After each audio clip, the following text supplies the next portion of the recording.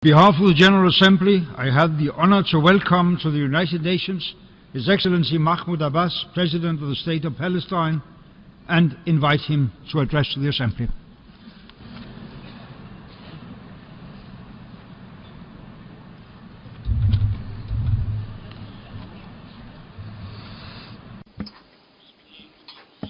In the name of God, the merciful, the compassionate, Mr. Mogen Sliketoft, President of the General Assembly, Excellency Mr. Ban Ki-moon, Secretary General of the United Nations, Excellencies, Heads of Delegations, ladies and gentlemen. I come before you today from Palestine to sound the alarm about what is happening in Jerusalem. Indeed, extremist Israeli groups are committing repeated, systematic incursions upon the Al-Aqsa Mosque to impose a new reality and divide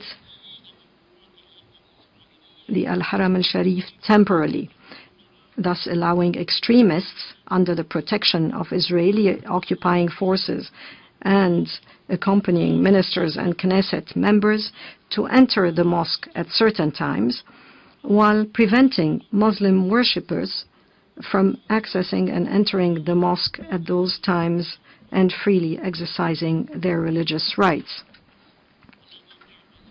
This is the scheme that the Israeli government is pursuing in direct violation of the status quo prevailing before 1967 and thereafter. By doing so, the occupying power is committing a grave mistake, because we will not accept this, and our Palestinian people will not allow the implementation of this illegal scheme, which is aggravating the sensitivities of Palestinians and Muslims everywhere. I call on the Israeli government, before it is too late, to cease its use of brutal force, to impose its plans, to undermine the Islamic and Christian sacred sites in Jerusalem, particularly its actions at Al-Aqsa Mosque. For such actions will convert the conflict from a political one to a religious one, thus creating an explosive situation in Jerusalem and in the remaining occupied Palestinian territory. Ladies and gentlemen, Excellencies, it is my honor to come before you to speak on behalf of the State of Palestine before your esteemed General Assembly in this session, which coincides with the 70th anniversary of the United Nations. The United Nations, which has made the promotion and protection of international peace and security and the preservation of human rights its most central goals. The question of Palestine was one of the first just issues brought before the United Nations from its inception.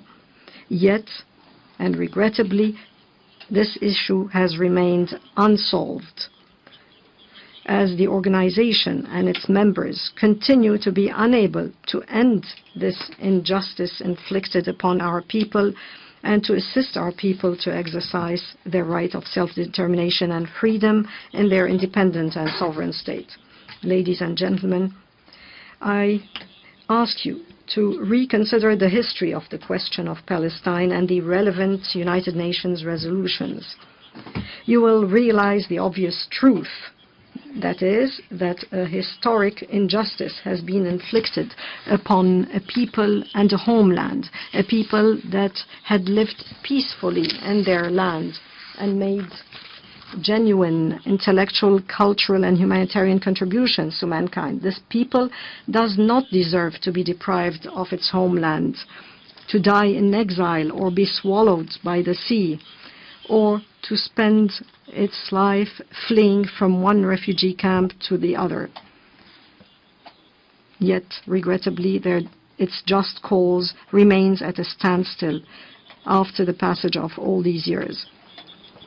Our people have placed their hopes on the countries of this organization to help them to gain their freedom, independence, and sovereignty, so that their wish and rights to their own state, like all other peoples on earth, can be achieved, along with a just solution for the Palestine refugee question in accordance with General Assembly Resolution 194 and the Arab Peace Initiative.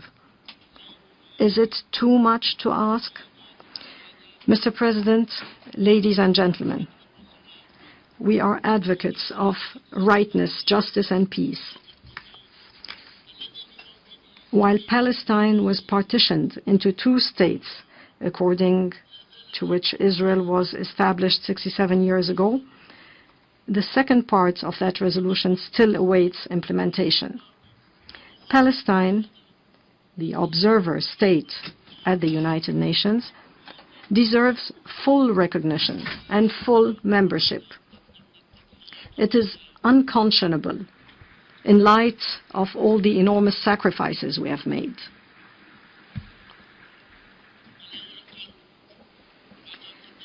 It is unconscionable in light of all our enormous sacrifices, our patience over all these years of exile and suffering, and our acceptance to make peace according to the two-state solution based on international law, the relevant United Nations resolutions, the Arab Peace Initiative, and the Quartet roadmap. It is unconscionable that the question of Palestine remain unresolved for all these decades. Mr. President, ladies and gentlemen, the continuation of the status quo is unacceptable because it means giving in to the logic of brutal force being inflicted by the Israeli government. This government continues its illegal settlement expansion in the West Bank, especially in occupied East Jerusalem. It continues its blockade of the Gaza Strip, thus deepening the immense suffering of our people there.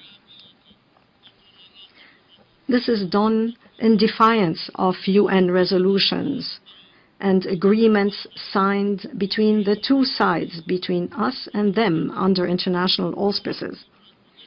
Here, we recall the words of the late Israeli Prime Minister Yitzhak Rabin in 1976.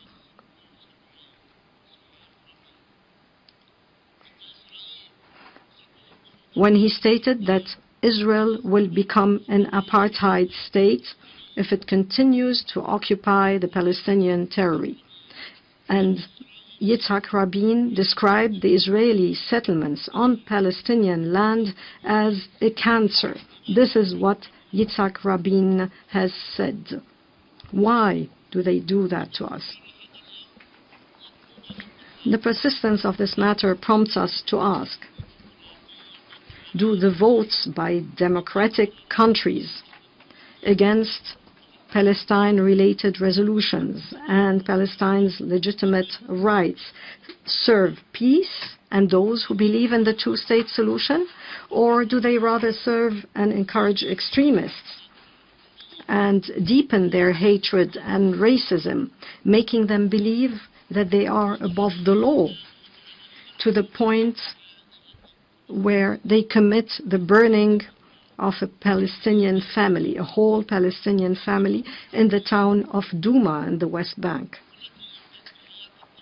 thus claiming the life of an infant, Ali Dawabshi, and his father and mother.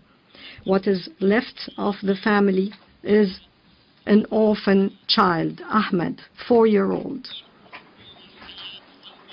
who teeters between life and death in hospital as a result of his burns, while the killers remain free and have not yet been arrested.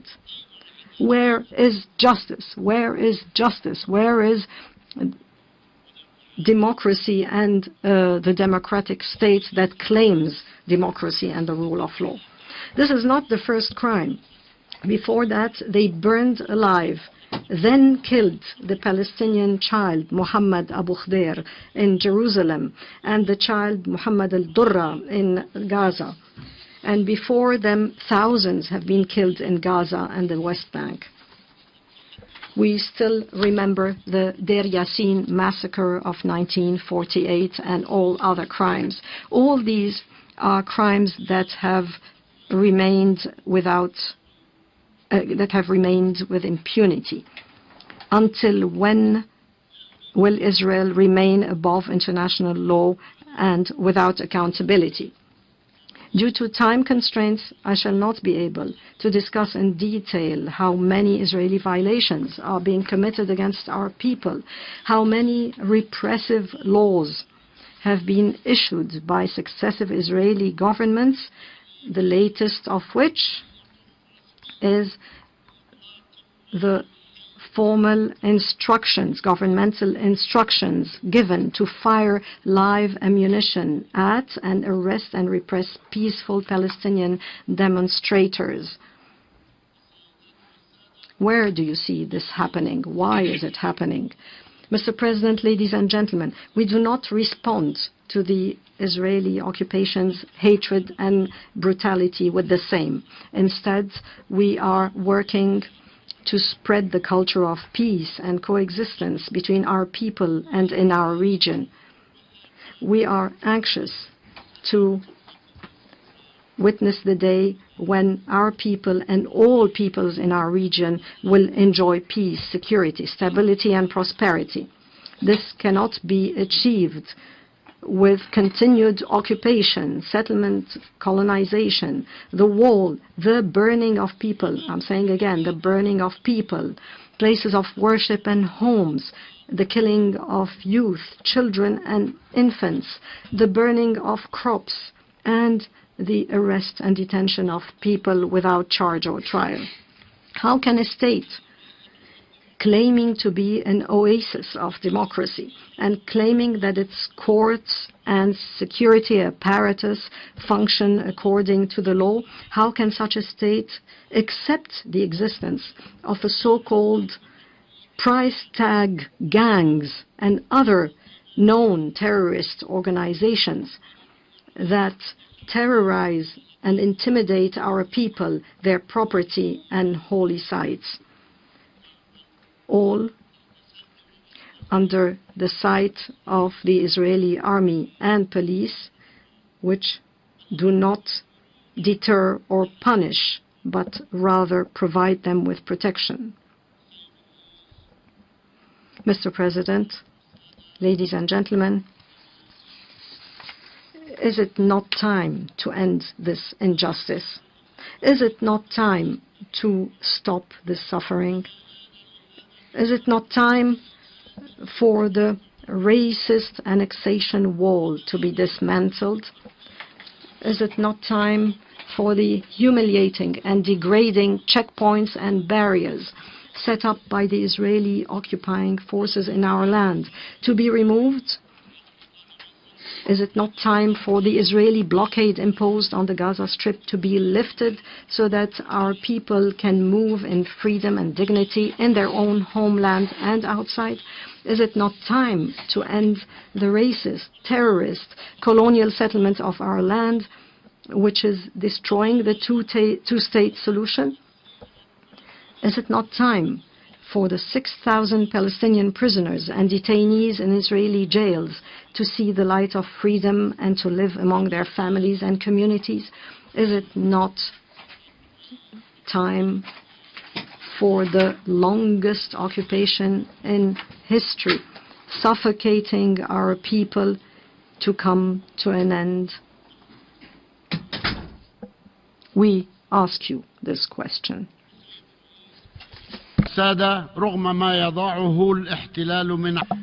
Mr. President, ladies and gentlemen, despite all the obstacles imposed by the occupation, we, since the establishment of the Palestinian National Authority and until this moment, have worked incessantly to build the foundations of our state, its infrastructure and sovereign national institutions.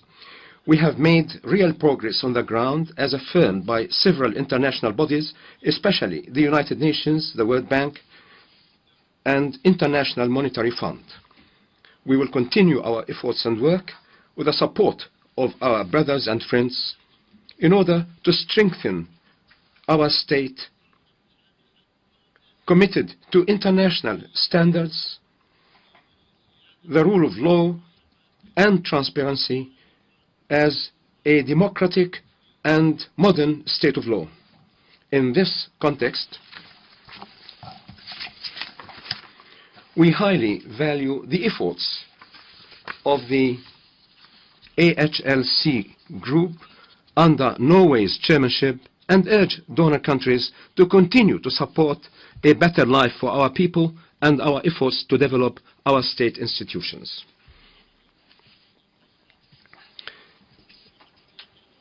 Our accession to membership of international organizations and treaties and conventions is not directed against anyone. Let me repeat, it is not directed against anyone. Rather, it is a measure aimed at safeguarding our rights, protecting our people, harmonizing the laws and regulations of our country with international standards, and strengthening its international legal status and identity. Is this a mistake? In regard to the internal Palestinian situation, we are determined to preserve the unity of our land and our people. We will not accept temporary solutions or a fragmented state. We will not allow this, and we will not allow those who are seeking to do this to do it. We, rather, will seek to form a national unity government that functions according to the program of the Palestine Liberation Organization and to pursue hold presidential and legislative elections. Mr. President, Palestine is the country of holiness and peace. It is the birthplace of Christ, the messenger of love and peace, and the Isra and Mi'raj, ascension to heaven, a night journey of Muhammad, peace be upon him, who was sent as a mercy unto the world. This is Palestine that is still looking for peace, and its people want to live in their homeland in safety, security, harmony, stability, and good neighborliness with all peoples and countries of the region. This is attested to by their cultural, humanitarian, and spiritual contributions to humanity all along from the start. Just recently, specifically on the 17th of May 2015, two nuns from Palestine, namely Alphonsine Ghattas and Maryam Bawardi, were canonized as saints by His Holiness Pope Francis at the Vatican in the presence of tens of thousands of the faithful from around the globe.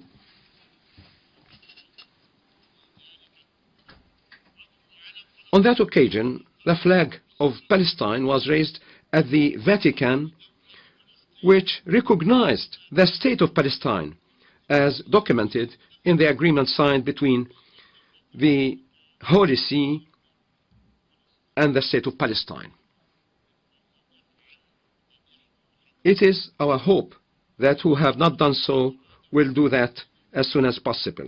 We aspire to see the independent state of Palestine taking its rightful place among the community of nations, and we are confident that it will actively contribute to the achievement of economic, cultural, and humanitarian progress of civilization, with positive effects on our people, the region, and the entire world.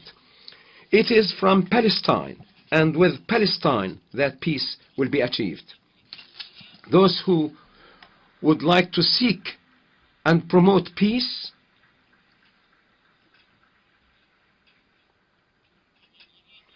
I repeat, those who would like to seek and promote peace and to fight terrorism should start by resolving the question of Palestine. that is the beginning or the end of everything otherwise. I take this occasion to express on behalf of my people to our thanks to all those who voted on the 10th of this month in favor of the resolution that would enable us today to raise the flag of Palestine at the United Nations headquarters.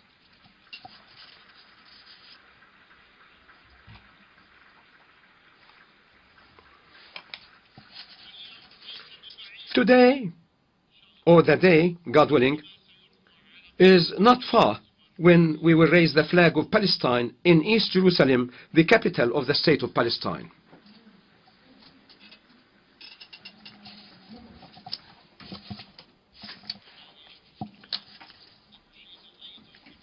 I wish also to pay tribute to the recent decisions by the European parliaments that have clearly condemned Israel's settlement activities and its products and affirmed the right of the Palestinian people to sovereignty and independence in their state alongside the state of Israel, which we recognize while Israel does not recognize our existence, and that also established a committee on the relations with Palestine. Mr. President, ladies and gentlemen, a number of European countries and parliaments also affirmed the recognition of the state of Palestine, thus reaffirming our natural right to independence. In this regard, we would like to thank the Kingdom of Sweden for its courage and recognition of the state of Palestine.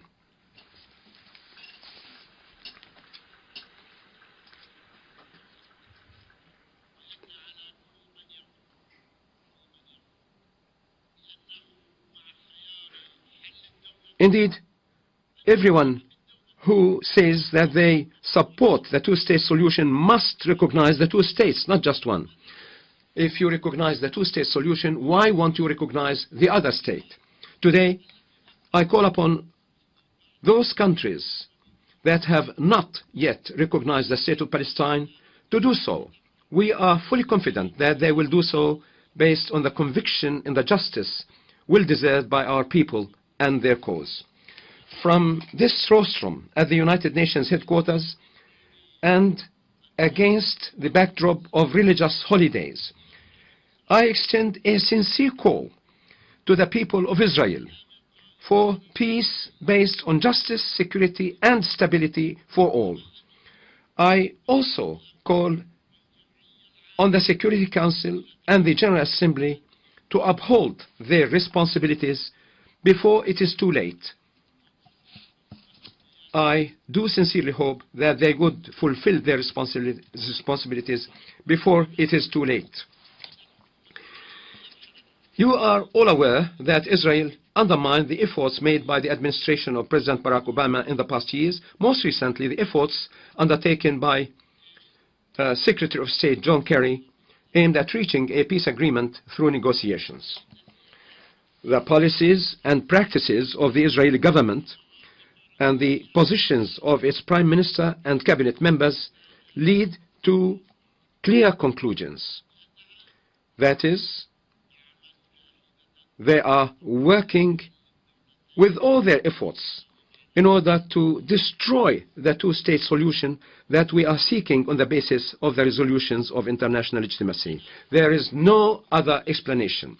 We welcome the international and European efforts, including the French initiative, calling for the formation of an international support group for the achievement of peace.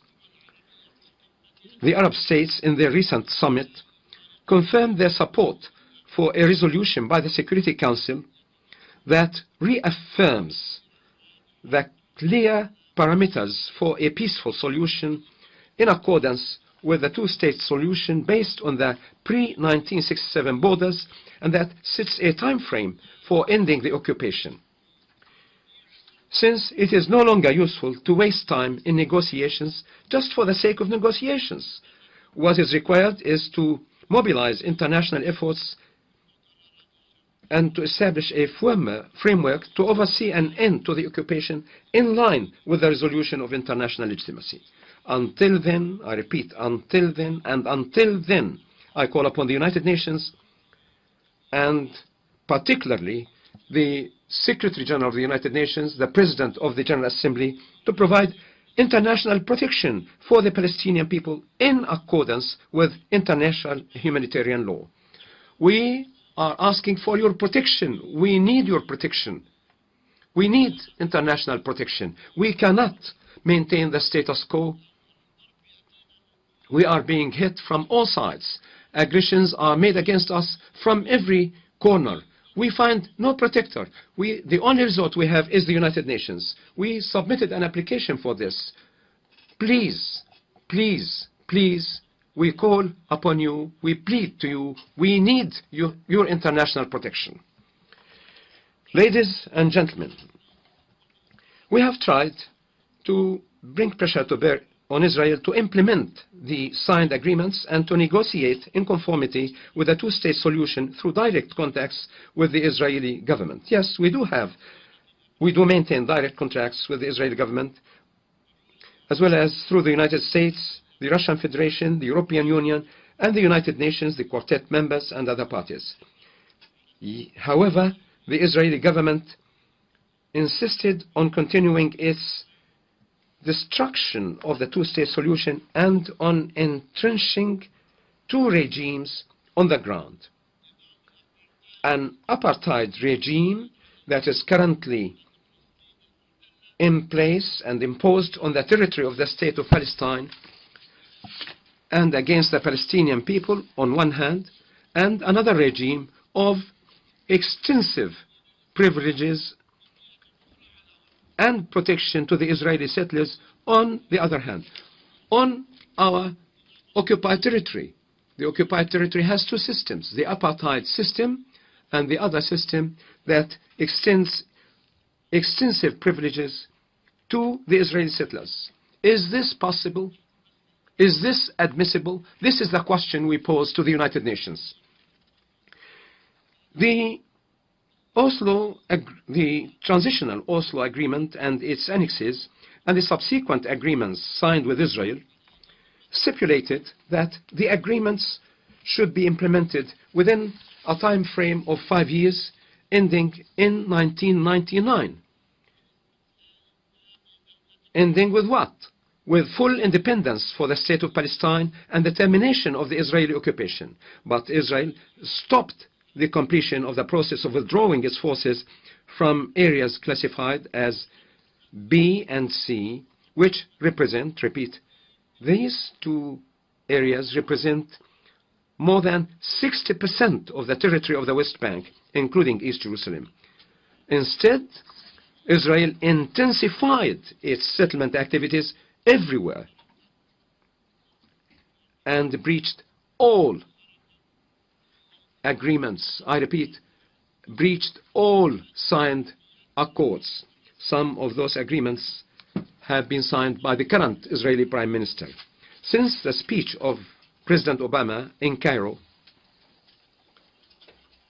let me recall here the speech made by President Obama in Cairo in 2009, in which he called for the cessation of settlement activities. What was the Israeli response? The Israeli government increased settlement activities by at least 20% in the West Bank and East Jerusalem, thus violating its obligation not to undertake any action illegally and unilaterally that would, and this is also agreed upon, that would prejudge the final solution. Moreover,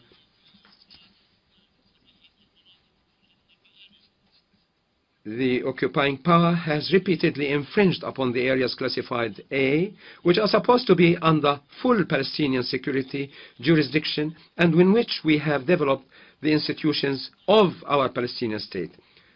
Let me repeat, yes, Israel has also violated these areas. All the while, Israel refuses to review the economic agreements that control the ability of the Palestinian economy to develop and become independent. Thus, it is determined to impose dominance on Palestinian economy similar to its military and security dominance. I repeat, economic, military, and security dominance. thus Israel rejecting the right of the Palestinian people to development and to exploit their natural resources. Thus, Israel has destroyed the foundations upon which the political and security agreements are based, which have also been undermined by the measures taken by successive Israeli governments that have negated the transitional phase aimed at realizing the independence of our state and has thus perpetrated gross violations. All this has made the situation unsustainable. Thus,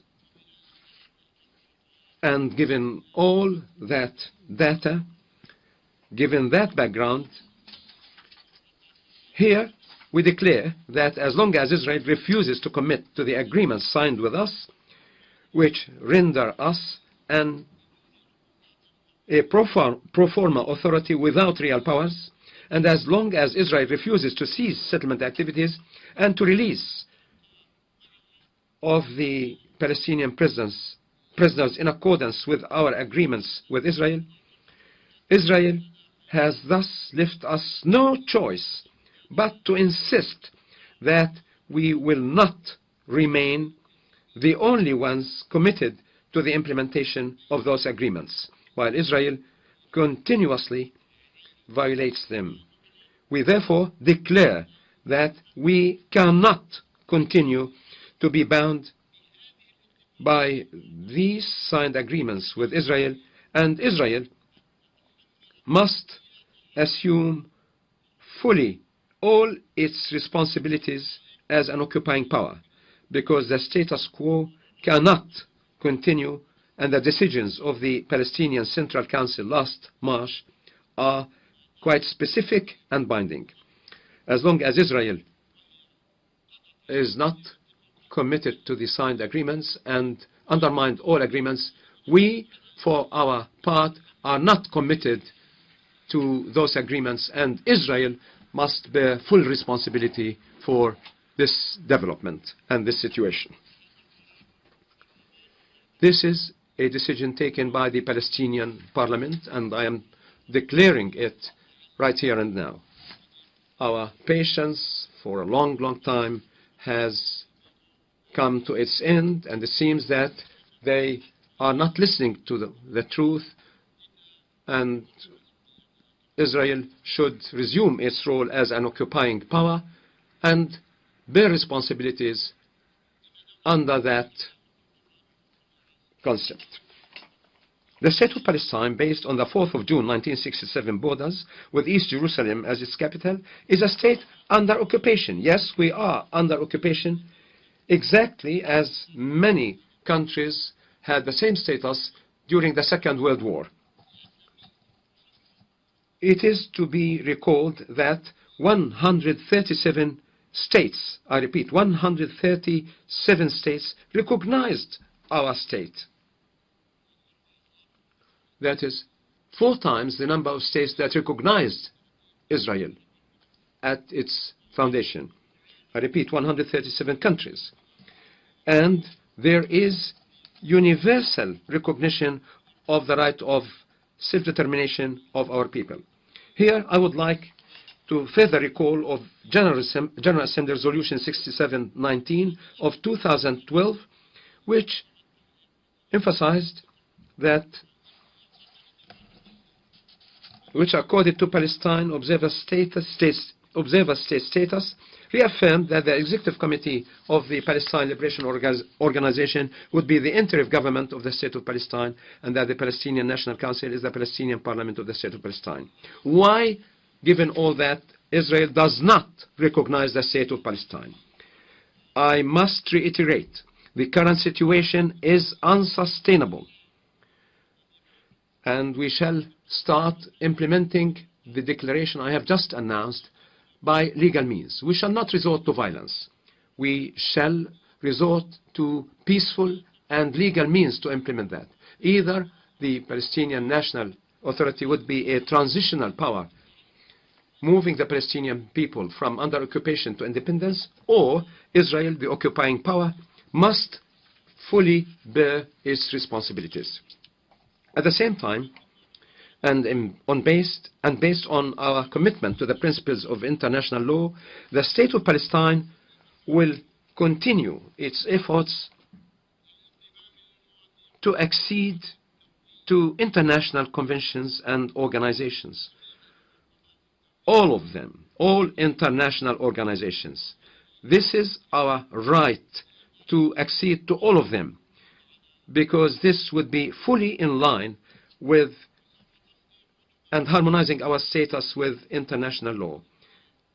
And we will move forward in the defense of our people under occupation through all available legal and peaceful means, including as a high contracting party to the Geneva Conventions of 1949, and also a state party to the Rome Statute of the International Criminal Court.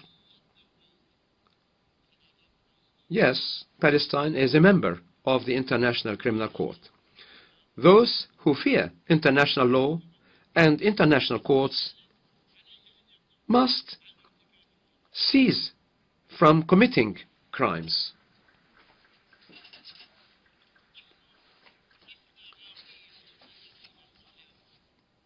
We do not like to go to the International Criminal Court, but aggression forces us to do so, and we will seek support from all international organizations, including the International Criminal Court.